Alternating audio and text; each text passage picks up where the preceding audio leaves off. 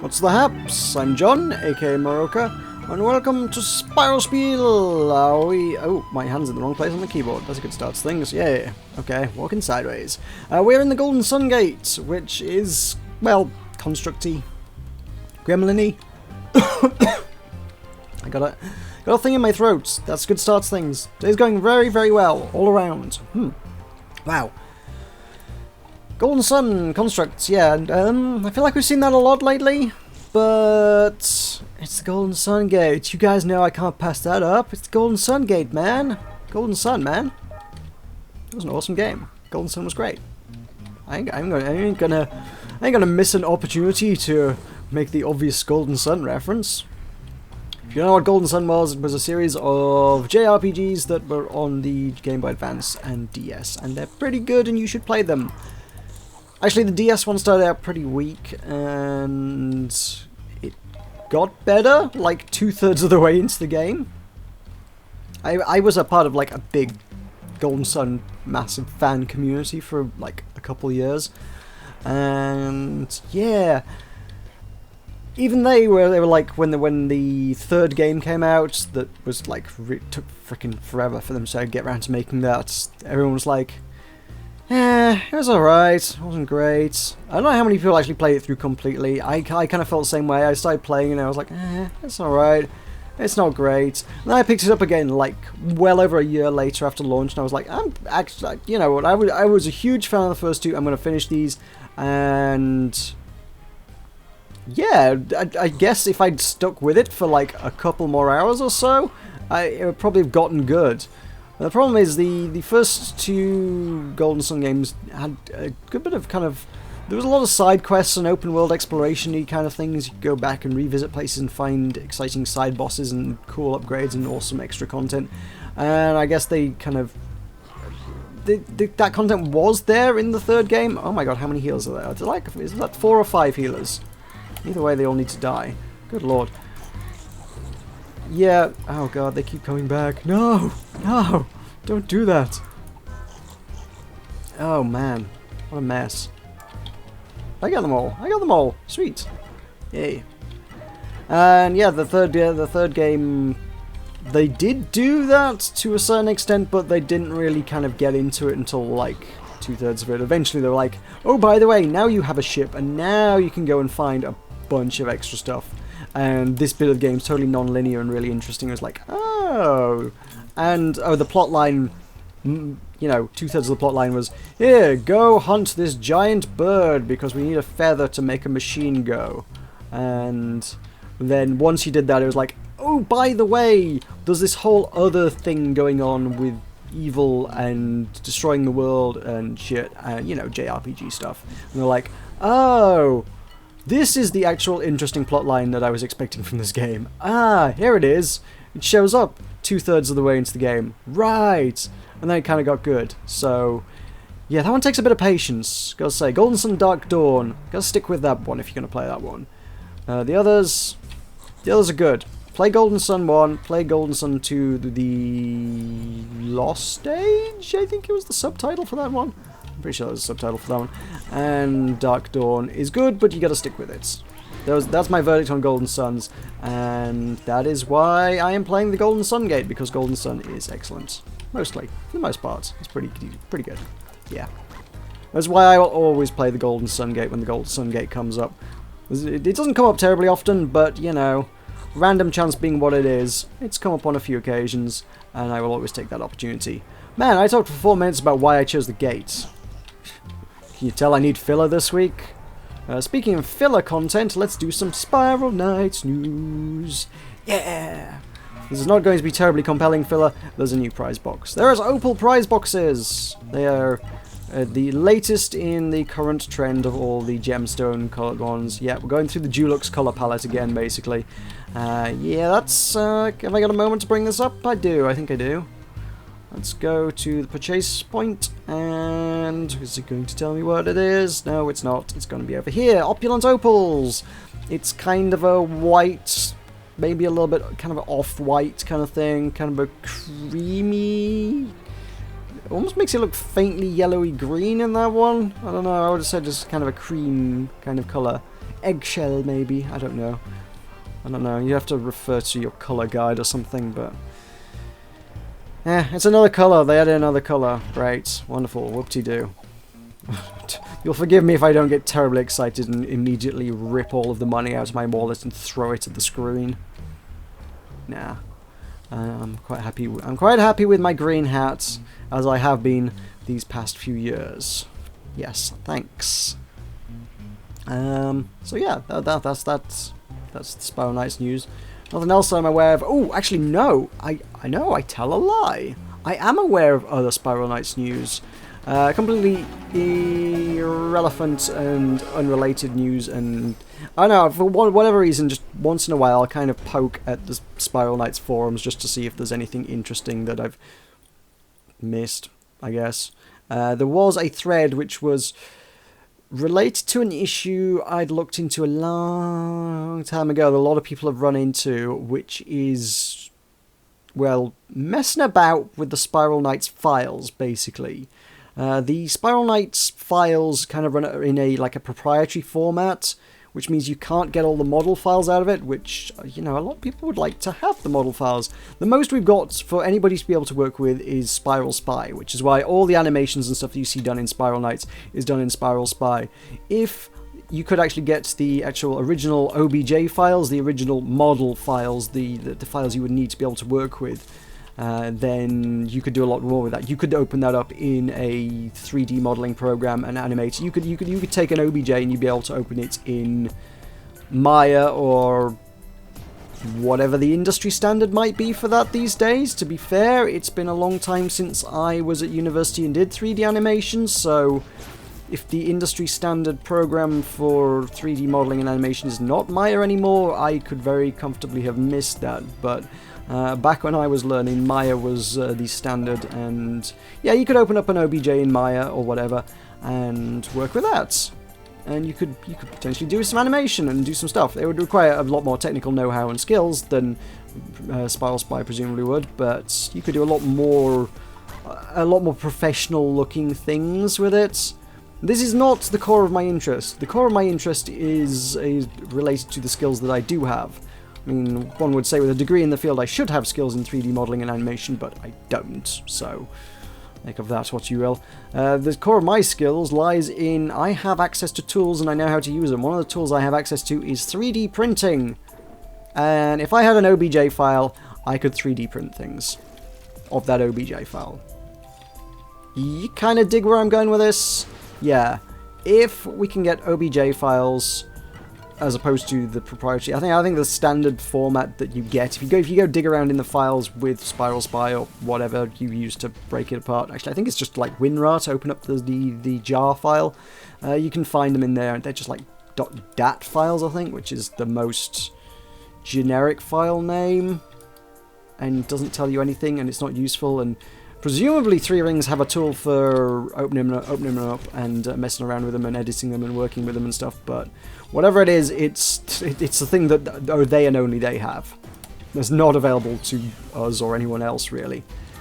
Yeah, so there's someone cleverly, I forget the name unfortunately, sorry whoever was doing this, but someone is working on kind of reverse engineering it and trying to actually get that to work, which would be really cool if we could get those files. Yeah, that would be 3D printed knights, which is pretty much all I need in my life. Yeah, you could presumably take any model file, you need a little bit of skills to sort of mess around with it. You're not just going to be able to just go pull your knight out of it. You need to go find which files refer to your armor, which files refer to your weapons, which files refer to whatever accessories you're wearing, and kind of combine them, but in theory I reckon you could put together reasonably easily a model of your knight. And you can then take that model of knight, feed it into a machine that knows how to do the things that it does, and it would do the things that it does, and the things that it does would be to turn that into a 3D and physical thing. Which would be really cool, because we're talking about, what we're literally talking about is a plastic little model of your knight. Or indeed, if you had a big printer, a big model. Hey, eternal orbs, yay, fun times, great, I can craft things, maybe, later. Cool. Yeah, so want that to happen. Want that to happen a lot. You have my backing, person of unknown name and origin. You presume you have an origin. I don't know what it is. It is unknown to me. Oh god, I'm stuck on the spikes. Let me in! Oh god. That did not go as planned. Let me out, let me out. Let's clear that out. Are you guys gonna shoot at me? Yeah, you are. Spikes go away, spikes go away, spikes go away, spikes go away, spikes go away. Ah! Oh, freedom. Yes. Freedom!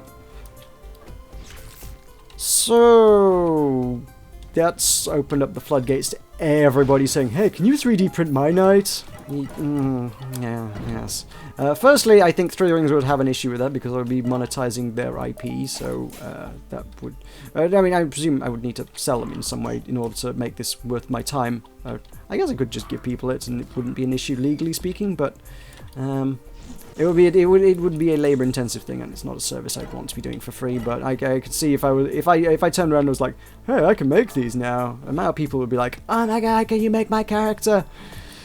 I shouldn't have said I could do that, but if we can get that, then yes, I can probably do that, and yes, I would do that, and yes, it would be freaking sweet. I would absolutely kill for a little model of Meroka, the Spiral Knight, sat on my desk. That would be the coolest thing, right? That'd be so cool. Yeah, want that. Yes. You have my full blessing to hack apart Three Rings files and give me a little model Meroka on my desk. Yeah! Yeah. All on board with that one. Yep. So that's Spiral Knights-ish news, sort of, in a strange kind of way. It's things that's happening in the community. It's community news, I suppose. I didn't realize anyone was working on that project. I mean, the thread implied that they had been working on it for a while and then sort of given up on the project for a while and then kind of come back to its renewed to try and actually make it work this time. So I hope they succeed. I do. I very much do. Anyway, that's enough about that. That is enough of the Spiral Knights news. Let's answer some questions, which are also mostly Spiral Knights related, to be entirely fair. So let's do some Spiral Knights questions and see what we can make of those. I've not got a lot of topics, so once again I'm going to say, hey guys, can you give me something to talk about next week? Without your input, I have no idea what to do. I need you guys. You guys gotta bail me out, man. Or ladies, whatever. All cool. Everybody welcome around here. Just as long as you're bailing me out, you're very much welcome. Give me questions. Give me topics. Give me things to talk about. Leave them in the comments, and I will mention your name, and you'll be mildly internet famous. This is all I can offer you. I will sometimes offer video games. I'm not going to be offering video games on this particular of all weeks. But I can and might do sometime soon-ish.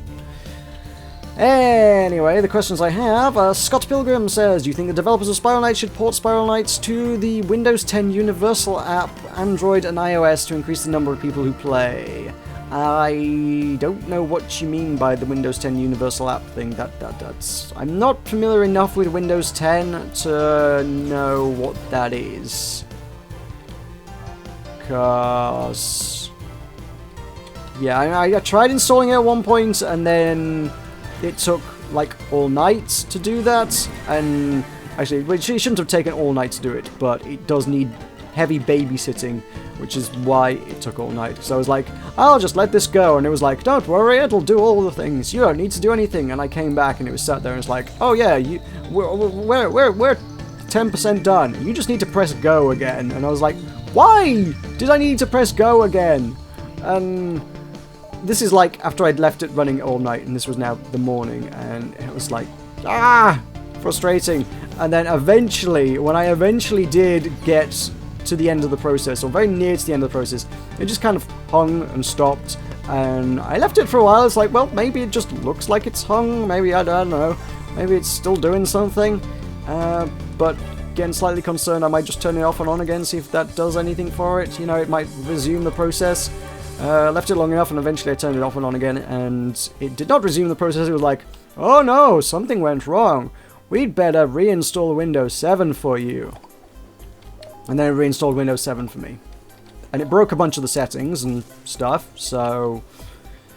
yeah, GG. That was a fun experience. I'm not totally sold on Windows 10, gotta say, because I couldn't get it to install. What can I say? Yeah.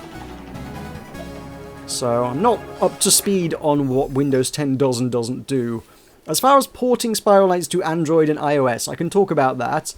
I don't know how that would work. How would that work? This game is way too complex for a mobile game. This is not a mobile game. I mean, graphically, it's pretty intense to begin with. It's only recently... I've always had a pretty decent computer for it, but it's only recently I've been able to start playing it at, like, a quality that's decent, you know, like, capturing at 60 FPS, for starters. And I still can't do that even in Haven. I can only do that when I'm in the Clockworks. When I'm in a level, I can capture at 60 FPS. But, yeah, never been able to do that before, even with a pretty decent rig. Now I've got a really good rig, and that's kind of what's necessary to actually be able to play it like this. A lot of people who have anybody who's just playing on laptops and stuff, everyone's like, oh my god, there's so much lag, it's like nearly unplayable, and it's like, yeah, I know, it's Java. Java stuff does not run well. You would have to port it to... does Java even run on mobile devices these days? I know you used to get lots of little Java... A lot of games that were on mobile back in the old days before smartphones, they were Java-based stuff. They definitely weren't anything anywhere remotely as complex as this. We're talking about, like, Snake, really. Very, very simple things. They were Java-based things. I guess you'd probably be looking at maybe Unity now to make this work, but yeah, I mean, I think, quite frankly, the game would work a lot better for a lot more people if it were in something like Unity, and you'd have a better chance of putting it on mobile devices with a degree of functionality if it were in a better engine like Unity. I don't think it would work on touchscreens, though. I mean, how much interface have you got? You need to move, you need to aim, you need to attack, you need to charge attacks. You've got 3 special abilities on your pet. You've got 4 items on your bar. You've got shield bash. You've got dash. You would ideally like to be able to talk to your colleagues. You've got, not to mention, hey, I can do this. Can I do this? No. Yes. Follow Meroka. Meroka's found something of interest. Meroka isn't ready. Yes. Look, we can put all the things over our heads. You know, the things that annoying people do when you're in a group and they're like, hey, do the thing, do the thing, do the thing. And it's like, just talk. Just talk, please. There are a lot of commands in this that have a lot of functionality to a lot of things. You'd either have to strip the game right back to lose most of the functionality except basic combat to make it work, and then it wouldn't be a viable kind of cross-platform thing. You'd just kind of... It just wouldn't be viable, would it? No. Yeah, the only way you'd see it on those kind of platforms is with something like, oh, I don't know, Rise of Knights! And, yeah, about Rise of Knights. I mean, I hate to break it to you, but I did already break it to you a couple of weeks ago, but yeah, they've stopped development on that. Rise of Knights isn't happening.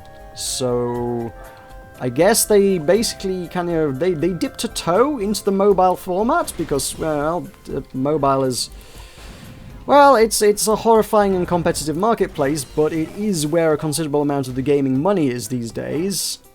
It's just, yeah, it's not. I don't think it's a nice market to get into. If I was looking to do game development, it would not be for mobile. There's so many people like, mobile's simple. I want to be a game developer, and mobile's simple. I'll get in on mobile. You have so much competition, and all of your competition has got massive marketing budgets. You've got nothing, and you've got no chance of exposure on mobile. Can't do it. Doesn't work. So, yeah, like I say, as I said when I originally dwelled on, made the video about talking about Rise of Knights, like, if Sega are willing to throw a massive marketing budget at it, they could maybe do something with it, but clearly the toe that they dipped into that particular market, what they found was that either it was not gaining enough traction from the early experiment that they did with it, it wasn't gaining enough traction to be worth continuing with, they weren't making enough revenue out of it, they weren't getting enough concurrent players, or, you know, concurrent players is the wrong word. Concurrent is more of a measure of an MMO than anything else, and that wasn't an MMO. It would be unique daily logins, I don't know. I'm quite sure there's a terminology for that kind of thing within the industry and within measuring metrics and stuff. But yeah, the number of different people who are logging into the game on a daily or mostly daily basis would be kind of your measure of the success of any kind of free-to-play mobile title. And from that you can then kind of extrapolate a little bit of kind of what your revenue's going to be. So I think you generally sort of assume somewhere in the region of 1%, maybe 2% if you're like really, really lucky, will be paying money for any kind of services within the game. Most people, if you're doing a free-to-play thing, 99% of most players in most games will be free-to-play. I think those are generally actually. I'm not even using 99 as just a generic figure here. Oh, game hung on me there. I don't know. My computer keeps doing that. What was I saying? Oh yeah, 99%.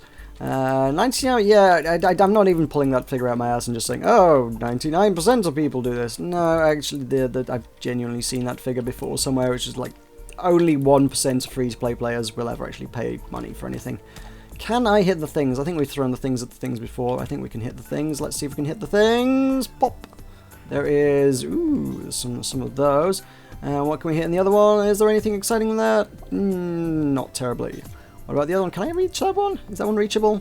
Pop! There's, well, okay. I guess if I was really, really, really looking for the shining crystals, that'd be pretty decent. But, nope. Nothing fun in there. Nothing worth paying energy for, at any rate. In my book. So, yeah, it's genuine. That 1% figure is actually pretty spot on. So, I guess they'll have said, okay, well, within the market that we've rolled it out to, which was Canada, so many people are playing that from there we can kind of figure out how many people are likely to play worldwide, or at least within English-speaking markets, or at least the languages that they would be willing to localize to. Obviously, the game is the game has French and Spanish and German, Italian maybe servers, or yeah, well, havens, not necessarily servers. I think it's just kind of one universal server, really, isn't it? So, I've never delved into it, but I presume the game is localized into those as well. So I imagine those are kind of the markets they're aiming at. Those markets that speak those languages. And from there they can say, okay, well, we're going to get that many players, and we take 1% of them and say they're going to be paying money. We kind of take an estimate of how much money they're likely to pay, and yeah, from there, that's it. Now we know roughly how much money we're going to make out of Rise of Knights, and we've got a rough idea of how much it's going to cost us to make it, because we do game development. And turns out that those figures don't add up. That's basically what it'll be. That is how decisions get made in business. So they're not going to port Spiral Knights, and they've clearly already made the decision that making a Spiral Knights spin-off app thing for mobile ain't going to work. So, no. I do not think they should be porting it to things. I think they should be developing and marketing. Expand the game. Market your expansions. That's how MMOs work. World of Warcraft numbers die off. Oh, let's push out Legion. Let's market the crap out of Legion. Let's do Cataclysm. Market the crap out of Cataclysm. Pandaria. Market the crap out of Pandaria, etc. Pick an MMO. Pick a thing. Not World of Warcraft. I just said World of Warcraft. Wildstar just did Wildstar Reloaded, the free-to-play thing. They're marketing the crap out of it because, well, I presume they are. I've seen it talked about a lot more than I have anywhere else previously. At any rate, except at launch. Launch they did a really heavy marketing thing, but yeah, they're marketing it. I should check the gate map. Gate map says Chittering Burrows. That's dead, isn't it? Mr. Pickles and Tea left the guild, good lord. Goodbye, Mr. Pickles and Tea. I want my paladin set on, I think.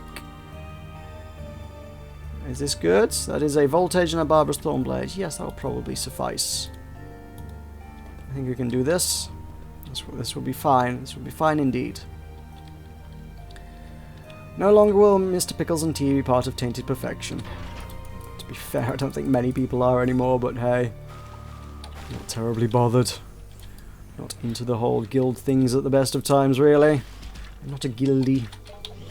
I had a good guild in World of Warcraft. That was about it. It was the only guild I've ever been heavily involved in to any extent, because I was main tank for our tier 4 content, which was fun. I enjoyed being main tank for tier 4 content.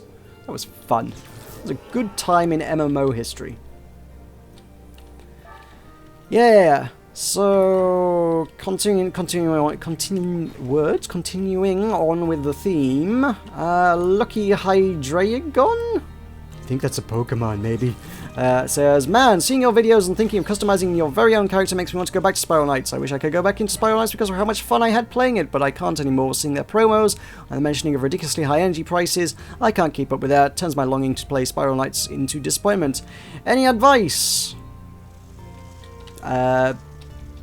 If you don't want to play a game, you don't play a game. I mean, I'm not here to advocate for 3 rings, quite frankly, and tell you to play the game. That's kind of not what I do. I have and am been openly critical of 3 rings and their development and their business model for a year or more now. I'm not sitting here waving the flag going, yeah, everybody should play Spiral Knights. No, I'm sitting here going, no, they need to fix this game. They absolutely need to fix this game. This game was good, this game was innovative, this game is not currently compelling or innovative. This game is, at present, in its current form, doing nothing special to make it stand out in a market of a lot of there's a lot of free-to-play competition out there. As I just said, it's not the mobile market, but even regardless, free-to-play is where everybody's at the minute. If you're trying to compete with it, you got to be doing something other people aren't. You can't just, be generic. This was 4.5 years ago, this was innovative. Today it's not. As simple as.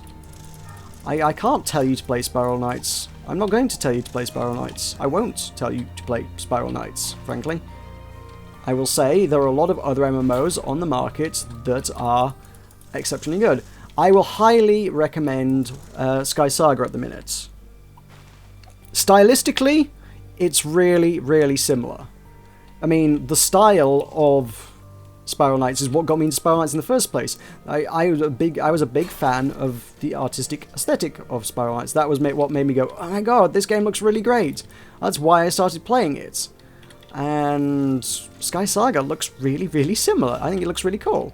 It does a lot for me, that game. Yes, I like it. So, yeah, it's not the same kind of thing, no, but if you're looking for something that's aesthetically similar and does have character customization, and it's early alpha stuff, they're continually adding more stuff.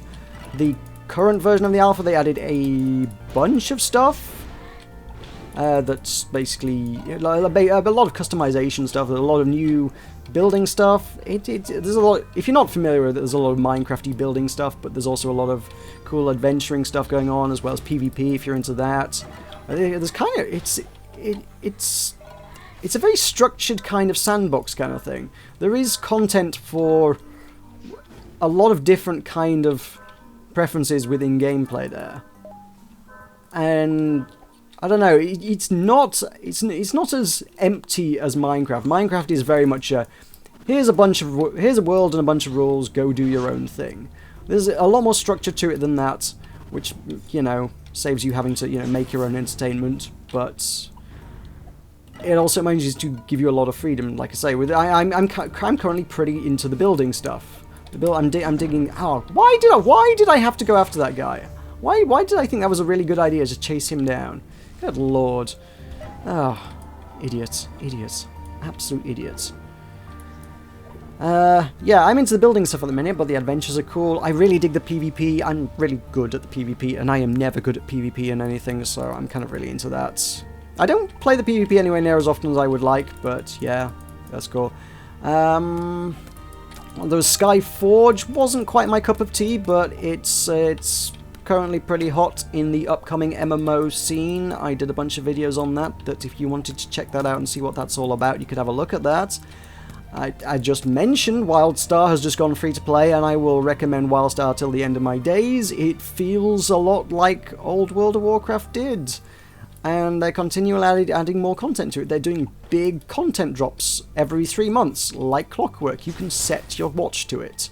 It's like, okay, 3 months, boom. Here's a whole new region with a whole new bunch of missions. Here's some daily quests. Here's a new system to give you more content to do on a daily basis. Here's new stuff all the time. They're pretty good about updating that. In spite of being a team that just had the massive cutbacks and whatnot, not all that long ago, yeah, they're doing a pretty good job of keeping that fresh and livened up and awesome and really cool. And it is, as I say, now free to play, so you should go check that out as well. Also recommended. Those are, yeah, that's what I'm up to date with in the world of MMOs. What else have I played? If you like your Legos, I did a little bit on Legos not so long ago, which was a cute concept. Something definitely for a younger audience, I think, though. Yeah, that's all my advice I've got on MMOs at the present moment in existence, I suppose. I'm sure what was hoping to be heard there was, here's how to liven up Spiral Knights in order to make it good again, but all the issues you have with Spiral Knights, by the way, I have with Spiral Knights. The energy cost thing is not really too much of an off-putting issue for me, because I have disposable income. If I want energy, I'm the kind of person who tends to just buy it. I don't buy it often, but if I need it, I will buy it, so yeah, that's not too big a deal. If you were free to play, I can see that being a massive turn-off. I absolutely can. I can understand why people take an issue with it. It's not my personal issue, but there you go. And yeah, the promos, the endless promos, the promos that never end. Yeah, it's kind of soul crushing at this stage, gotta say.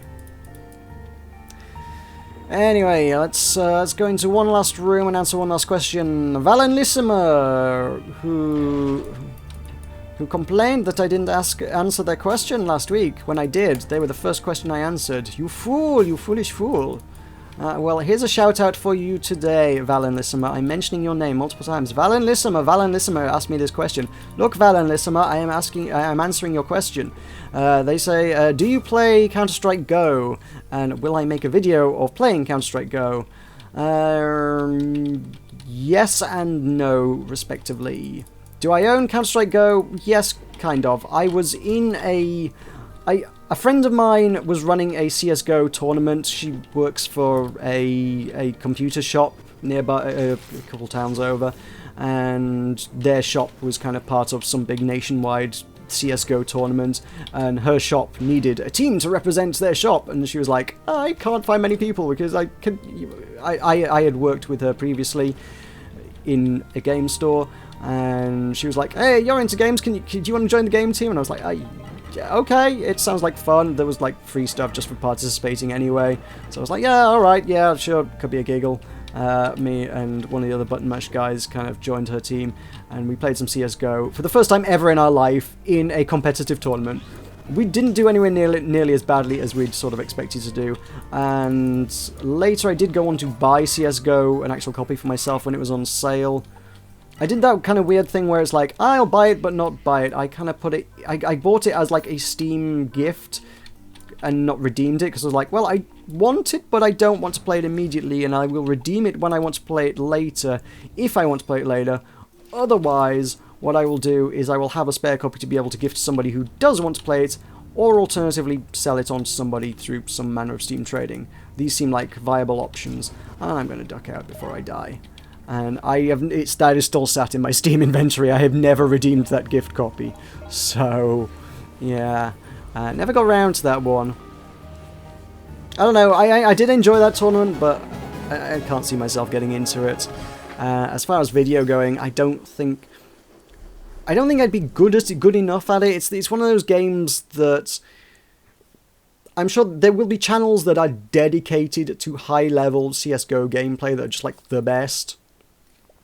And as far as just some dude who doesn't know how to play CSGO just playing some CSGO goes, there's no relevance there in terms of content. People kind of tend to want to see new games and stuff, and I wouldn't be playing new games there. There's no audience for it, I'm afraid. So it's not the sort of thing I'd be interested in doing. Plus, that's really, you know what content goes on my channel: silly indie games, occasional visual novel content, which I would like to be bringing back soon, actually, if I'm honest, and MMOs. MMOs are the core of things. Indie game critique, popular.